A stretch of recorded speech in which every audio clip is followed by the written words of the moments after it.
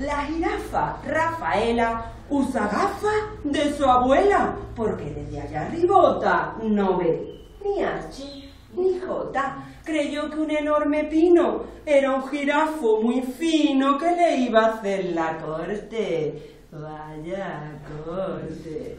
Que un erizo con 1 año era una esponja de baño y se lavó en bañador. ¡Qué dolor! Que la serpiente Consuelo era un lazo para el pelo y la llevó en la cabeza. ¡Qué belleza! Que un avestruz con sombrero era un hermoso florero y lo colocó de adorno. ¡Qué trastorno!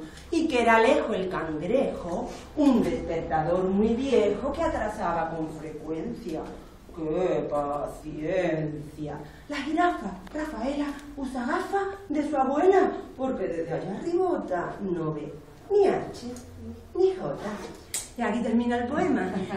Y cuando termina el poema, les digo, señores, tengo un problema gordo, requete gordo. Tengo ataques de amnesia, ¿sabéis lo que es eso? Me dicen de todo. Una vez me dijo uno que si eran hemorroides. Tiene ya anécdota de tanto rodar por los sitios. Y entonces saca 4 voluntarios, que afortunadamente además nos creemos claro que todos los niños son iguales, curiosos. Nosotros en España pedimos voluntarios y se matan por salir. No saben ni a qué va. ¿Quién quiere salir? Pero no sabe para qué y todos quieren salir. Bueno, pues me pasó una vez como anécdota para que veáis los contrastes. Con el Instituto Cervantes en Ámsterdam eran bilingües, sabían perfectamente español. Yo tengo previsto que se alboroten, que estés cansado, pero lo que yo no tenía previsto es que no tuviera voluntario. Y en Holanda, en Ámsterdam, cuando empecé a pedir voluntarios, nadie salía, para que veáis lo que es la cultura. Nuestros niños son más extrovertidos, también a lo mejor más alborotan más, pero amigos, qué participativos son, tenemos una suerte enorme. Aquellos niños estaban quietecitos, no se movían. Pero claro, yo creo que incluso hubo un choque cultural, porque ellos son poco expresivos, no se tocan ni... Claro, una persona que hace esto, pues dirá, aquí hay fuego o algo por el estilo. Yo creo que a lo mejor lo intimidé. Salí de ahí diciendo, Dios mío, esto no les ha gustado. No, me llamaron al año siguiente porque les había encantado. Es una expresión de la cultura. Bueno, pues saco a los voluntarios y les digo, se me ha olvidado el poema y necesito vuestra ayuda. Señoras y señores, os presento a mis ayudantes. Los ayudantes saludan, todo con mucha ceremonia. Entonces empiezo a recitar el poema y se me olvida la palabra del segundo verso de cada pareado. La jirafa Rafaela usa gafas de su, le doy al voluntario, ¡abuela! Se ponen todos muy contentos. Hasta los de infantil lo adivinan. Es lo bonito de la poesía, que la música de las palabras se les pega enseguida y se la aprenden de memoria volando. Esa es una actividad, la de adivinar la palabra que falta, que funciona mucho en el cole. Porque, claro, yo he ido poniendo cosas en mis recitales, algunas han fallado y las han quitado. A vosotros voy a transmitir eso que sé que tiene éxito, después de mucho rodar por ahí. Bueno, el cuento y la poesía es un instrumento fantástico en la escuela y además tienen una respuesta buenísima en los alumnos, pero claro, exigen por nuestra parte un esfuerzo, el esfuerzo de preparar el cuento, de preparar el poema. Merece la pena. ¿Para qué sirven los cuentos? Primero, sirven para que el niño se pueda enfrentar a situaciones nuevas. Eso es muy importante. Están, por ejemplo, los cuentos de Begoña Ibarrola, que si tenéis oportunidad alguna vez de ir a alguna conferencia de Begoña Ibarrola, aprovecharla, porque es una psicopedagoga que se dedica a los sentimientos, y en SM tiene una colección de cuentos para sentir, que son fantásticos para los chavales. Hablan de los celos, hablan del miedo, y ayudan mucho. Pero claro, la literatura es un instrumento a nuestro alcance también para superar. Por ejemplo, cuando yo decía llenar de alegría, sí, Begoña Ibarrola, y se llaman cuentos para sentir. Cuando yo llamaba lo de llenar de alegría las aulas, me lo planteé un poquito, porque dije, bueno, no pensemos que la literatura siempre trata de cosas alegres, es nuestra forma de llevarla. Pero, por ejemplo, ¿qué pasa cuando un chaval pierde alguien de su familia, para una muerte, pues hay cuentos. Esta, por ejemplo, muy bonito, que es No es fácil, pequeña ardilla, es un cuento de Calandraca que trata el tema de la muerte. O sea que nos podemos servir de la literatura. Otro colección... ¿Lo puedes repetir, por favor? Sí. No es fácil, pequeña ardilla, es de Calandraca y trata el tema de la muerte.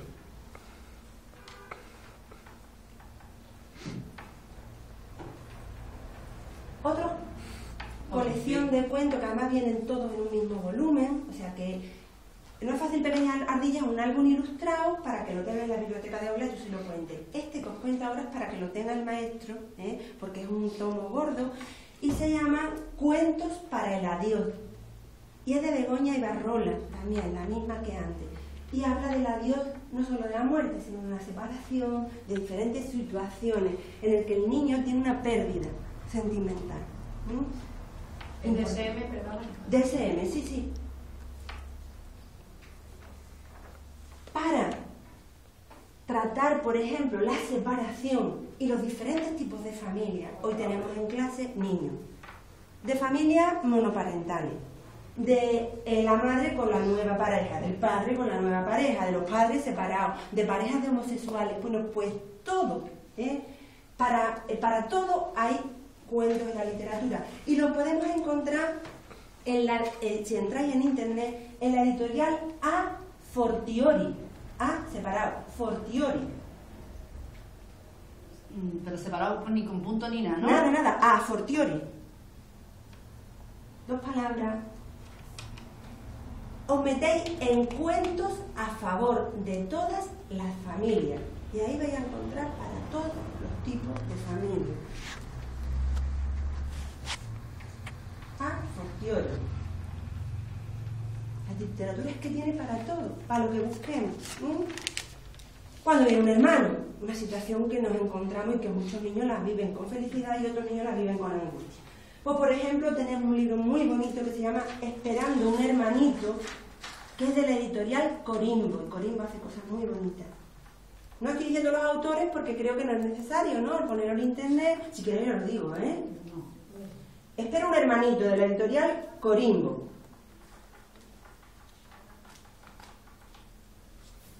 Tenemos otro, por ejemplo, que se llama ¿Qué hay dentro? No es de la barriga, no pone de la barriga, pero eso es lo que se refiere. ¿Qué hay dentro? También de Corimbo.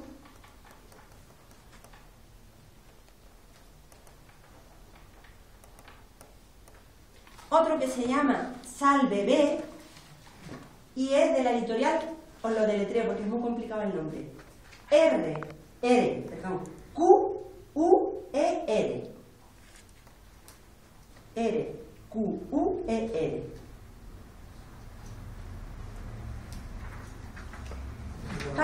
Sí, perdona. El libro se llama Sal Bebé. Para las adopciones también hay mucho. Por ejemplo, la editorial La Galera tiene libros que se llaman Llegué de China, llegué de Rusia, llegué de Colombia, depende del sitio de donde vaya a llegar el niño adoptado. Podemos ayudar muchísimo a los padres, cuando nos vengan los padres angustiados, porque es que me estoy separando y mi hijo, pues, les podemos ofrecer, o es que su abuela se ha muerto y el chiquillo no está. Bueno, pues tenemos ahí una ayuda enorme que es la literatura, en la que el niño se va a refugiar y sobre todo son libros que le van a ayudar a cómo afrontarse con esta situación que para él es tan nueva.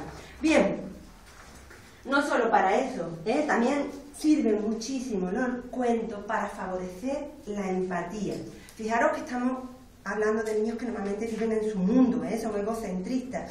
Y además nos encontramos en la escuela con el problema del acoso, que de alguna manera es no saber ponerse en el lugar del otro. Decía José María Díez Alegría que él tenía siempre en la mesita de noche el libro de una persona que pensara completamente diferente de él, y que se hacía el ejercicio de leerlo para hacerse más tolerante. También la Madre Teresa decía que el perdón no es un sentimiento, sino que es una decisión, es un ejercicio de la voluntad. Bueno, pues la empatía también se ejercita. Nosotros podemos ejercitarla con la lectura, porque la lectura hace vivir situaciones diferentes y ponerse en el lugar del otro.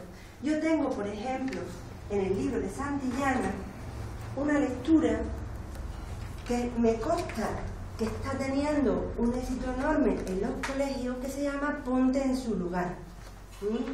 Y precisamente habla de eso, habla mediante, a manera de fábula en la selva, de cómo un león que abusa de los demás, un duende con una varita mágica lo obliga a ponerse en el lugar de los seres de los que se burla. Fantástico para tratar el acoso. Como este porque lo conozco yo, pero como este hay muchísimos, muchos. ¿Sabemos? ¿Sí? Este es de Santillana, de lectura primero, pero si alguien tiene mucho interés, se lo escaneo y se lo mando, me da el correo y se lo mando y ya está, sin que se entere Santillana. Lo manda por el blog. Eso es, lo puedo, no, es por la red de biblioteca, claro, lo puedo colgar en la red de biblioteca. Así pues manda una idea, eso es lo que voy a hacer, lo voy a escanear y lo voy a meter en la red de biblioteca. Muy bien, más cosas. Hombre, todos sabemos que los cuentos desarrollan el vocabulario, la imaginación, la creatividad. Pero otra cosa importantísima de los cuentos es que refuerzan los lazos afectivos del narrador y el escuchante. Es increíble. Yo te recuerdo que siempre me ha encantado contar cuentos. Y tenía un vecino pequeñito al que le contaba muchos cuentos. Y venía detrás de mí todo el día como un patito y me decía su padre: este niño está enamorado de ti. Es lo primero por lo que pregunta cuando se levanta y lo último cuando se acuesta. Eran los cuentos. Los cuentos refuerzan los lazos afectivos. Igual de los padres con los hijos que los nuestros con nuestros alumnos. Pero no solo con los pequeños, A veces relacionamos narrar cuentos con los cursos de infantil, con primaria. Bueno, ya aquí, habéis visto el teatro, cómo es de grande, ¿no? Pues imaginaros llenos de niños de secundaria. Los pelos de punta no te pone de pensarlo. De niños de primero y segundo de toda la zona. Imaginaros lo que es eso. Bueno, pues llega Bonio Fogo, un narrador africano, empieza a contar cuentos y allí no había niños. Era un silencio. ¿Sabéis lo que es para lo que tiene eso? Tener 1 hora y pico callado a un montón de adolescentes. Bueno, pues lo consiguió Bonio Fogo con sus cuentos, que luego me quedé con él y era muy gracioso. Dice: mi padre no se puede creer que a mí me paguen por contar cuentos. Porque claro, en su zona era tan normal, en la tradición familiar. Y ese comentario de Bonio Fogo no es gratuito, ¿verdad? Tiene su profundidad. Y es que, fijaros que ahora se han puesto muy de moda las figuras del cuentacuentos. Hay gente que lo hace fantásticamente bien y luego recomendaré a algunos por si al cole lo queréis llevar. Pero en realidad los que han contado cuentos toda la vida han sido la familia, los abuelos, los padres. ¿Por qué estamos necesitando contar cuentos y narrados? Porque a lo mejor ya no tenemos tiempo de contarle cuentos a los niños, no lo sé, pero desde luego el que debe ser el núcleo para narrar los cuentos es primero la familia y después el colegio, sin ninguna duda. ¿Cómo contar cuentos? Resulta que a lo mejor estamos preparándonos con mucha ilusión un cuento, llegamos al cole, empezamos y aquello no nos hace caso ni Dios, se empiezan a alborotar y nos sale mal y nos frustramos. Puede pasar, claro, me pasa a mí también.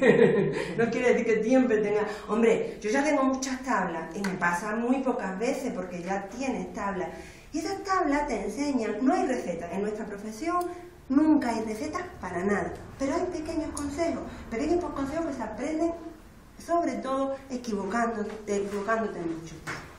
Dicen que lo que sale del corazón llega al corazón. Pues puedo asegurar que en los cuentos es así.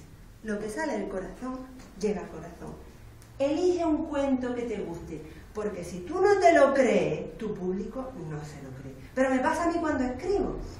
¿Cuáles de mis cuentos son los que tienen más éxito? Sin ninguna duda, los que escribí más con el corazón, los que sentí más, los que disfruté más, los que me creía de verdad cuando lo estaba escribiendo. Sin ninguna duda, porque con los cuentos pasa lo mismo. Vamos a elegir unos cuentos que nos gusten. Y además, la literatura infantil está haciendo algo tan bonito ahora y es que se está saltando la barrera. En las ferias del libro tengo mi cola de gente y me encuentro con mucha gente joven. Entonces, claro, le pregunto, ¿es para tu sobrino? No, es para nosotros. Los álbumes ilustrados están siendo leídos. Bueno, y hay verdaderas maestras y maestros fanáticos de los álbumes ilustrados que dicen, mi marido me va a matar porque no tengo nada más que comprar. Hay cosas tan bonitas en el mundo de la literatura infantil que la podemos disfrutar nosotros. Pero cuidado, algo que nos guste a nosotros, pero que también pensemos que esté cerca de los intereses de los alumnos. Porque ¿sabéis qué ha pasado también un poco con la literatura infantil? Os cuento. Resulta que en la literatura infantil hay un poquito de complejo, porque los autores de literatura infantil no somos muy considerados. ¿Conocéis la cara de Jordi Sierra y Fabra porque haya salido alguna vez en la tele o la de Nadal? Eso no, nadie lee. Entonces, en un intento de que esa literatura se eleve, se han empezado a hacer unos cuentos tan intelectuales y tan, oye, que es que hay unos dibujos tan, que yo voy por las librerías y cuento lo que me cuentan los libreros. Mira, es que esto al niño no le gusta, es que, cuidado, eso escribí yo además una carta al cuaderno de literatura infantil y juvenil, que es lo más que hay en literatura infantil, y la publicaron, claro, porque estaban también preocupados por ese fenómeno que está escribiendo, que está ocurriendo. Cuidado, que le guste a los niños, y los niños no somos nosotros. A nosotros nos gustan unas cosas, pero a ellos otras.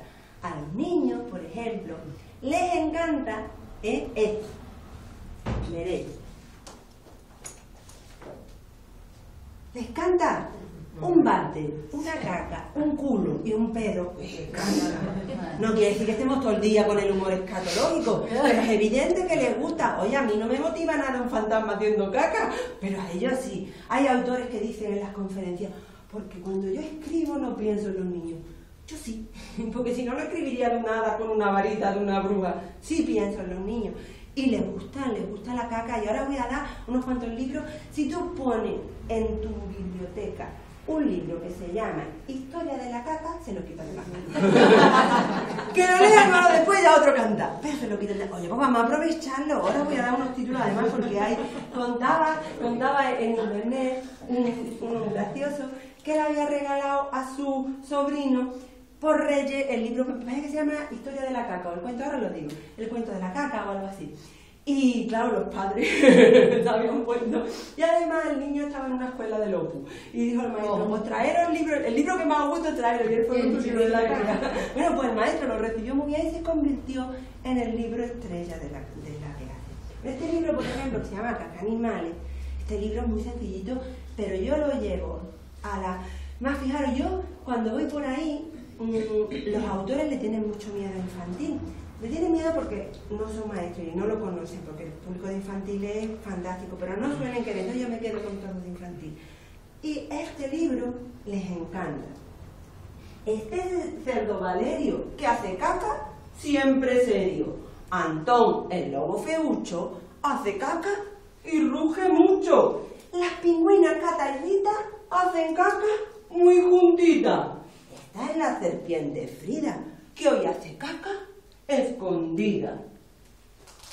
El rinoceronte Nando hace la caca soñando.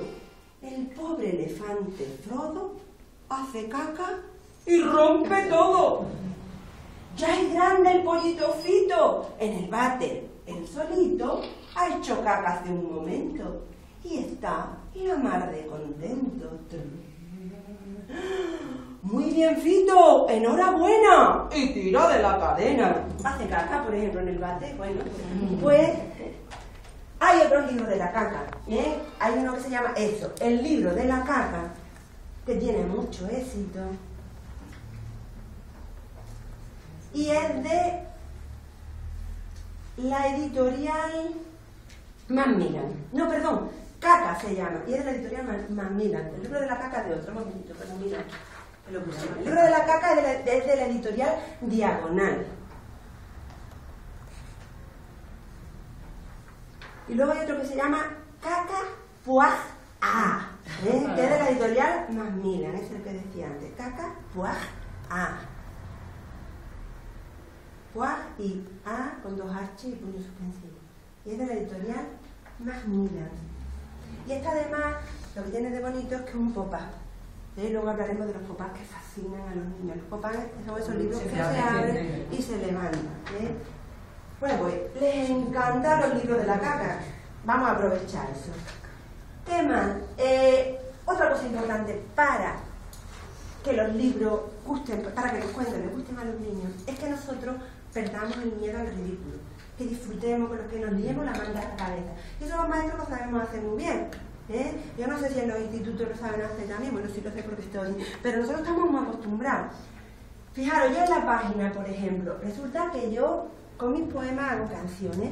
Entonces estaba en un encuentro literario, estaba en un encuentro con niños y había dos profesores de literatura infantil de la Universidad de Huelva y de Sevilla.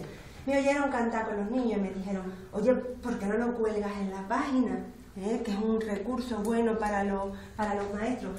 Me quedaban dos cosas. Pedir autorización a los... Ponía un coro cantando, pedía autorizaciones. Yo no tengo tiempo de eso. Entonces me quedaban cosas. O cantaba yo, o no lo colgaba, o canto yo. Quiero decir que era una cuestión de ser útil y superar el miedo al ridículo por el producto que eso puede obtener. Pues lo mismo nosotros. Si perdemos el miedo al ridículo y hacemos un poquito el tonto, pues disfrutaremos mucho más. Cuidado, pero tampoco quiere decir que dejemos de ser nosotros mismos. Hoy yo no me he tenido que poner micrófono, pero yo llevo aquí mi altavoz, que por cierto, para los que tengan problemas de voz, también le hablo de él, porque es fantástico, es una petaquita que te cuelgas aquí, y cuando hay...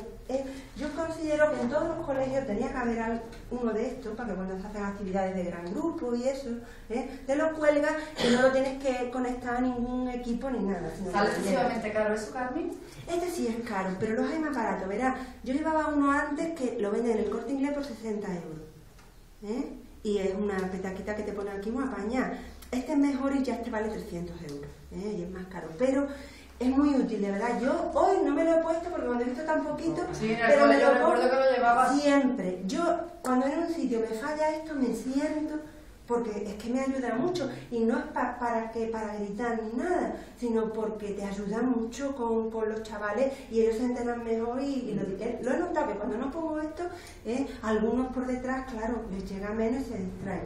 Bueno, pues lo que os decía antes de tener esto, claro, a mí en algunos sitios me daban un micrófono de alcachofa, pero a mí me daban un micrófono, me quitaban las manos y yo me moría. Me moría porque yo tengo que hablar con las manos, porque soy así, y si me quitan... ¿Habéis hecho alguna vez el ejercicio de poner las manos detrás y hablar sin manos? Es terrible, por lo menos para mí es un sufrimiento. Pero sin embargo, estoy segura que si a Miguel Ángel Arena le quitan las manos, da igual. Claro, entonces lo que quiero deciros con esto es que cada uno es cada uno. No tenemos que convertirnos en histriones y hacer cada uno como es. Miguel Ángel, os voy a contar. Yo, para los que no lo sabéis, trabajo en el instituto aquí con secundaria. Y tenía hace unos años una clase no bilingüe de coco y huevo, de narices. Y nadie la llevaba, pobrecito mío, a ningún sitio. No era mi tutoría, yo le daba lengua. Nadie la llevaba, no se atrevían de cómo me iban a responder. Entonces me dijeron que venía Miguel Ángel al instituto. Y yo me comprometo, yo me lo llevo. Cuando Miguel Ángel empezó a hablar así como el arte, le dije, la de Dale aquí, verás tú la que le van. Increíble, ¿lo veis? Pues así, Miguel Ángel se callaba, Miguel Ángel tardaba 5 minutos en volver a hablar y los niños callados. Y salieron de la actividad levitando. De verdad, salieron como si le hubieran dado a cada uno una pastilla tranquilizante. Tuvo un efecto sobre ellos. O sea que cada uno es cada uno. Y Miguel Ángel es así, su forma de narrar. Y hay narradores, no los narradores tienen que ser siempre muy activos. Hay narradores que cuentan los cuentos serenamente. Y llegan mucho a los chavales. Cada uno tiene que ser uno mismo. Más cosas para contar un cuento. Hombre, evidentemente vamos a dramatizar, vamos a poner voces, eso es necesario, pero no nos confundamos. Una cosa es dramatizar y otra cosa es gritar, que no tienen nada que ver. Contraproducente para cantar cuentos es gritar. Pero además lo he aprendido de ir de colegio en colegio y de haber metido alguna vez la pata. Yo hago una actividad con los niños que se tienen que levantar y que sentar y se quedan alborotadísimos, la adrenalina está en el ambiente. Y después empieza a contarle un cuento mágico, que no lo tengo ahí, pero se me olvidó, pero después hablo de él. Empieza a contarle un cuento mágico y empieza así. Esta una niña que se llamaba Carolina Cantarina, y Catalina Cantarina, no sé qué, no me escucha ni Dios. Bueno, pues empiezan, claro, los maestros a intervenir, a intentarlo callar. Hay que tener la paciencia de seguir. Sigo en el mismo tono de voz, sin alzar la voz lo más mínimo, y poquito a poco, gradualmente, empiezan a callarse y a callarse y a callarse.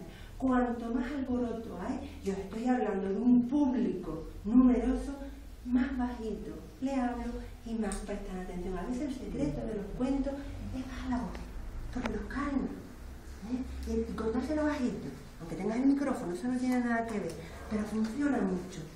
Otra cosa, yo sé que es difícil pedirlo, pero vosotros imaginaros que yo llego a los sitios, yo no llego de maestra, yo llego de escritora, yo no puedo reñir. Claro, yo tengo que estar allí, entonces he aprendido mucho, porque a lo mejor, imaginaros, estamos contando un cuento, y cuando estamos contando un cuento estamos creando como una nube mágica en la que todos nos subimos y flotamos. Si tú cuando estás en esa nube, en ese estado casi estático, de pronto dices, ¡Pablo, cállate! ¡Pluf! La nube se viene abajo. Vamos a ir, claro, yo he aprendido, como no puedo reñir, he aprendido mucho. ¿Qué pasa cuando tú estás contando un cuento y resulta que todo está yendo bien, pero resulta que Pablo se está poniendo enredado porque encima están sentados en el suelo y ya ni te cuento y está empezando a empujar? ¿Qué hago yo en situaciones como esa? Pues tengo pequeños trucos. Por ejemplo, me voy, estoy contando el cuento, érase una vez, Catalina Cantarina, me voy a Pablo y se lo cuento en la nariz.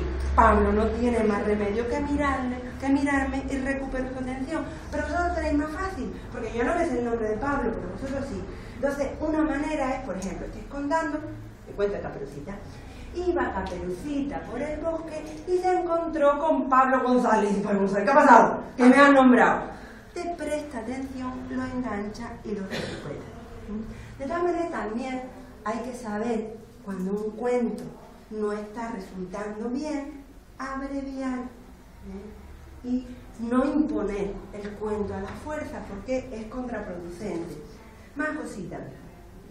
Por supuestísimo, importante, claro.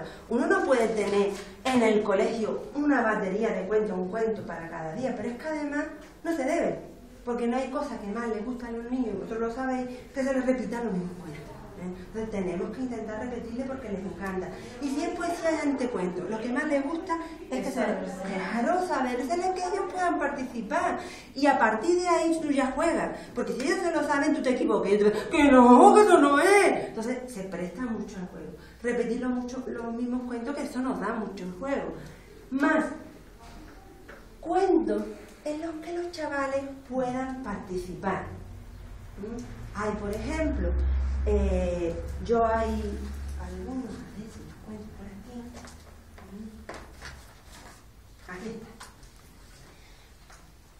Yo lo que hago con los cuentos, con aquellos cuentos que yo sé que me han dado buenos resultados, es que los llevo a ampliar, a fotocopiar y lo amplío a A3. Cada imagen la amplío. Entonces me hago un cuento gigante.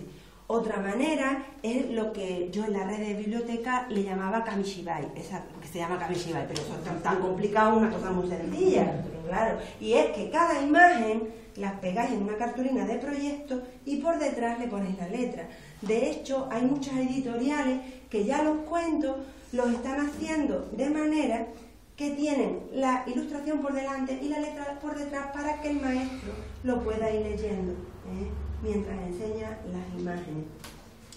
Bueno, pues como decía, este cuento, por ejemplo, tiene una parte que se repite. ¿Dónde vamos, la Simona, tan arreglada y tan mona? Voy a las bodas del Himno que vive en el Quinto Pino. ¿Crees que voy bien vestida a fiesta tan distinguida? Bueno, pues esa parte que se repite se la aprenden el grupo A, una estrofita, el grupo B otra y el grupo C otra. Claro, esta parte se repite durante todo el cuento. Eso se da en muchísimos cuentos tradicionales, en una estructura de cuento tradicional. Entonces los niños participan. Y otra cosa importantísima también es que no simplifiquemos el vocabulario cuando nos dirigimos a los niños. Los niños son niños, pero no son tontos, pues eso, a vosotros no hace falta decirlo, pero a veces hace falta decirlo en otros entornos. No hay que tratar a los niños como si fueran tontos. ¿Qué ¿Qué cuento vamos a elegir?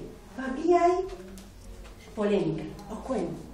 Por ejemplo, cuentos clásicos. ¿Sí o no? ¿Eh? Hola, pues si tú te lo sabes de memoria ya, Rafa. Es que